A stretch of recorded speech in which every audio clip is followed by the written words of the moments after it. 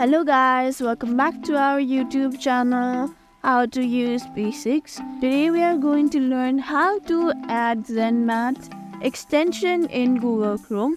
To add the ZenMate extension to the Google Chrome, follow these steps. Open your Google Chrome and make sure it's up to date for the best compatibility with extensions. In the search bar, search for Google Web Store and click on the first link you see. In the Chrome Web Store, use the search bar in the top left and type ZenMate. Press enter to search.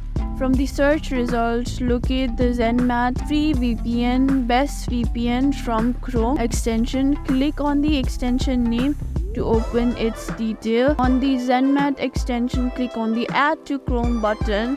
A pop-up will appear asking you to confirm. To add extension, click on Add Extension. Chrome will automatically download and install the extension.